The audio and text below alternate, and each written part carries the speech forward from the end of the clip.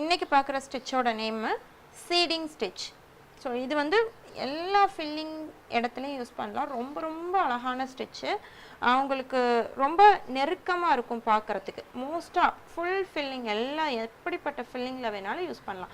சின்ன இடம், பெரிய இடம், ஸோ நிறைய யூஸ் பண்ணலாம். பட் என்னென்னா இதுக்கு கொஞ்சம் ஒர்க் அதிகமாக இருக்கும், நிறைய ஜர்தோசிஸ் தேவைப்படும். அதனால் ஸ்டார்டிங்லேயே இந்த மாதிரி நிறையா கட் பண்ணிக்கோங்க. ஸோ ஜர்தோசியோட சைஸ் பாருங்கள், இந்த அளவுக்கு போதும், இதுக்கு மேலே கட் பண்ணாதீங்க. ஸோ இந்த மாதிரி நிறைய ஜர்தோசி கட் பண்ணிக்கோங்க. ஸோ நான் இந்த ரவுண்ட் ஸ்பேஸில் இப்போ எப்படி ஃபில் பண்ணுறதுன்றதை காமிக்கிறேன். நான் மோஸ்ட்டாக வந்து சென்டர்லேருந்து எடுப்பேன். நீங்கள் எப்படி வேணாலும் எடுத்துக்கோங்க. சென்டர்லேருந்து எடுத்தாலும் சரி, உள்ளேருந்து வெளியிருந்து எப்படி வேணாலும் எடுத்துக்கலாம். எடுத்துகிட்டு நான் கொஞ்சம் பெரிய நூலாக போட்டிருக்கேன். அதுக்கப்புறம் நார்மலாக உள்ளே வந்து ஜர்தோசியை எடுத்துக்கோங்க, லோட் பண்ணுங்கள். லோட் பண்ணிவிட்டு இது பக்கத்துலேயே குத்தணும். பக்கத்துலேயே குத்துங்க. எப்பவும் போல் நம்ம செயின் போடுவோம்ல, ஸோ அதே தான். கீழே குத்திட்டு இதை நல்லா ஸ்ட்ராங் பண்ணிக்கோங்க. கீழே இழுத்துக்கோங்க. இது நின்றுட்டு தான் இருக்கும், இப்படி நேராக தான் இருக்கும். ஸோ கீழே நல்லா ஸ்ட்ராங் பண்ணிவிட்டு எகெயின் வந்துட்டு இது வந்து ஃபில்லிங் தான். அதாவது நம்ம எப்படி வாட்டர் ஃபில்லிங்லாம் பண்ணுவோமோ அந்த மாதிரி. ஸோ கேப் இல்லாமல் ஃபில் பண்ணணும். அதே மாதிரி ஒரே ஷேப்பில் போடக்கூடாது. இப்போ நான் இந்த சைடு போட்டிருக்கேன்னா நெக்ஸ்ட்டு போடும்போது அதோட ஆப்போசிட் சைடில் போடணும். ஸோ அவ்வளோதான், வேறு எதுவுமே இதில் கஷ்டம் இல்லை. ஸோ எப்படி போடுறன்றதை மட்டும் பாருங்கள். ஒன்று மேலே ஒன்று அந்த மாதிரி போடணும். இப்போ இருக்கா, இது மேலே இப்படி போடுறேன் பாருங்கள். ஸோ இது மேலே நான் போடுறேன்.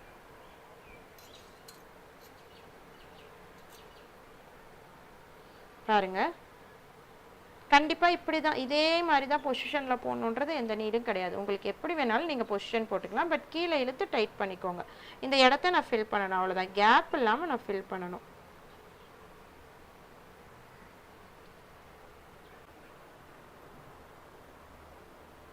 இப்போ பாருங்கள், இந்த சைடு குத்துறேன். எங்கே வேணாலும் நீங்கள் பஞ்ச் பண்ணிக்கலாம், அது உங்களோட விருப்பம் தான். ஒரே மாதிரியே இருக்கக்கூடாது.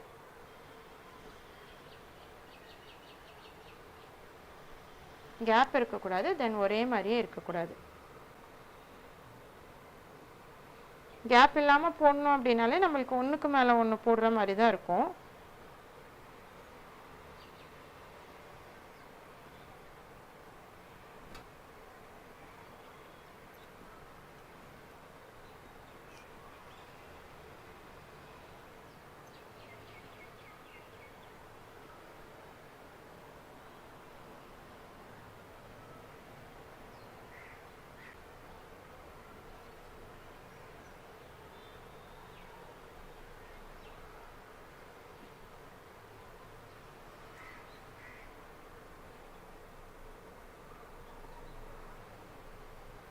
நெருக்கமாக ஃபில் பண்ணிட்டு போங்க.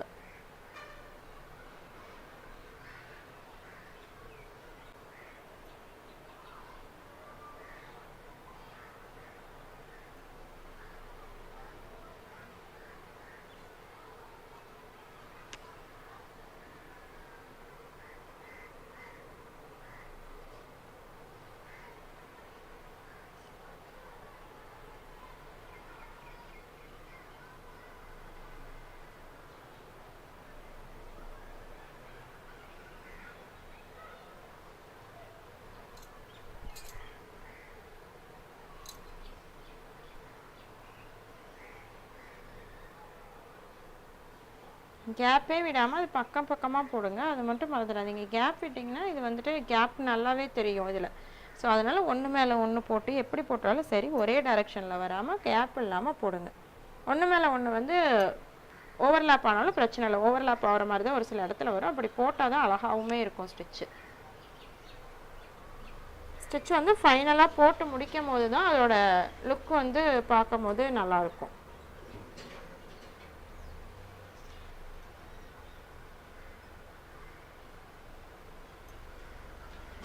அந்த லாஸ்ட் ஸ்டிச்சில் நான் லேசி டேசி சொல்லி கொடுத்துருப்பேன்ல, ஸோ அதை வந்து சுற்றியும் கொடுத்துட்டு கூட அதோட சென்டரில் வந்து இந்த ஸ்டிச் போட்டு சுற்றி செயின் ஸ்டிச், பீட்ஸ் அந்த மாதிரி ஏதாவது கொடுத்தீங்கனாலும் அழகாக இருக்கும்.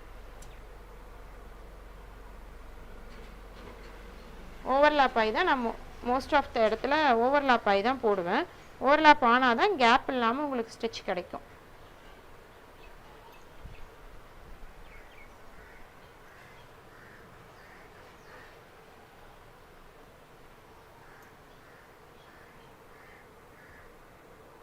அதே மாதிரி ஒரே டைரக்ஷன்லையும் போட்டுறாதீங்க.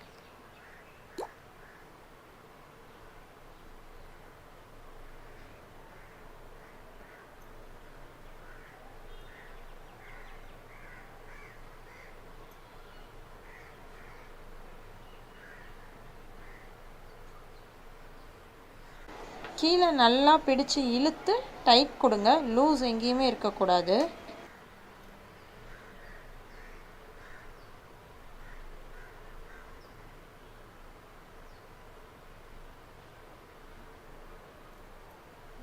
இது வந்து ஒரே டைமில் ஜர்தோசியெல்லாம் கட் பண்ணி வச்சுட்டு அதுக்கப்புறம் போடுங்க. அப்போ தான் உங்களுக்கு வந்து போடுறதுக்கே இதாகும். ஏன்னா சின்ன சின்னதாக நீங்கள் ஒவ்வொன்றா கட் பண்ணி போட்டிங்க அப்படின்னா உங்களுக்கு ரொம்ப டயர்டாயிரும், போடவே இன்ட்ரெஸ்ட் இருக்காது.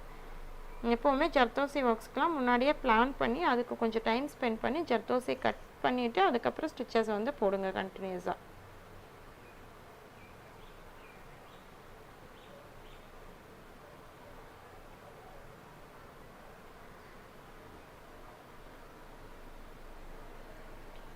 கண்டிப்பாக இந்த ஸ்டிச்சுக்கெல்லாம் பொறுமை வேணும், நிறைய பொறுமை வேணும். நம்ம பொறுமை இல்லாமல் டக்கு டக்குன்னு போடணுன்னா நிறைய ஜர்தோசி வேஸ்ட் ஆகிடும், ஒர்க்கு அந்தளவுக்கு கரெக்டாக வராது. ஸோ பொறுமையாகவே போடுங்க. இந்த சின்ன இடத்த ஃபில் பண்ணவே எனக்கு வந்து கொஞ்சம் நேரம் டைம் கண்டிப்பாக எடுக்கும்.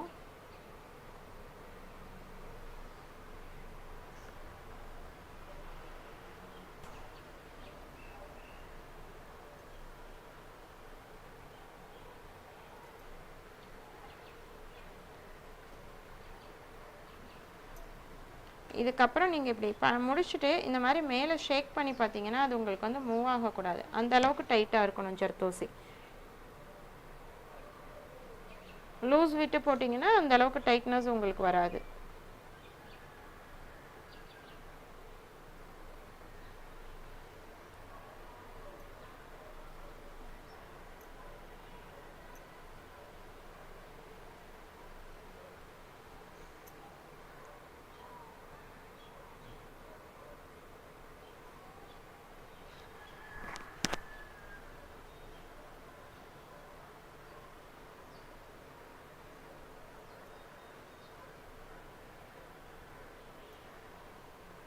ஆர்டர் மாற்றி மாற்றி போடுங்க, ஹரிசாண்டலாக போடுங்க, வெர்டிக்கலாக போடுங்க, கிராஸாக போடுங்க, ஒரே மாதிரி மட்டும் போட்டுறாதீங்க. ஓவர்லாப் ஆகி தான் வரணும், கண்டிப்பாக ஓவர்லாப் ஆகி தான் வரணும். அப்போ தான் உங்களுக்கு வந்து கேப் இல்லாமல் இருக்கும்.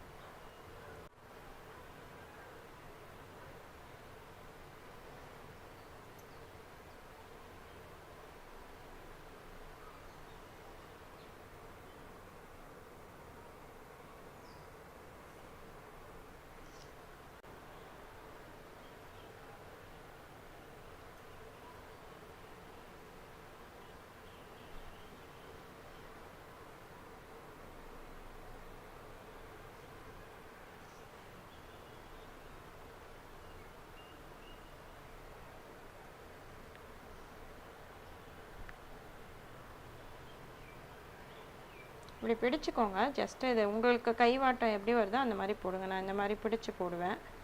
ஸோ இதே மாதிரி தான் ஃபில்லிங்கு. இது ஃபுல்லாகவே நீங்கள் ஃபில் பண்ணிவிடுங்க. ஒரு சின்ன ஃபஸ்ட்டு வந்து எனக்கு இவ்வளோ பெரிய ரவுண்ட் கூட வேணாம், ஒரு குட்டி ரவுண்ட் போட்டு எனக்கு அனுப்பிட்டு அதுக்கப்புறம் டிசைனில் ஸ்டார்ட் பண்ணுங்கள். டிசைன் வந்து நல்ல டிசைன், எப்படி வேணாலும் டிசைன் எடுத்துக்கோங்க. ஏன்னா இது எல்லா டிசைன்லையுமே அப்ளை ஆகும். உங்களுக்கு எப்படி வேணாலும் ஃபில்லிங் ஸ்டிச் தான். ஸோ எந்த மாதிரி டிசைன் எடுத்தாலும் அப்ளை ஆகும். கண்டிப்பாக இது ஓரளவுக்கு டிசைனில் போடுங்க, ஏன்னா இதெல்லாம் கண்டிப்பாக ப்ராக்டிஸ் இல்லைன்னா உங்களுக்கு டேரெக்டாக ப்ளவுஸ்லலாம் வராது. அதனால் ஓரளவுக்கு மீடியமான டிசைன், ரொம்ப பெருசாகவும் இல்லை அதுக்குன்னு ரொம்ப சின்னதாகவும் எடுக்காதீங்க. ஒரு மீடியமான டிசைன் எடுத்து கண்டிப்பாக ஒர்க் அவுட் பண்ணி எனக்கு அனுப்பணும். Bye, thank you.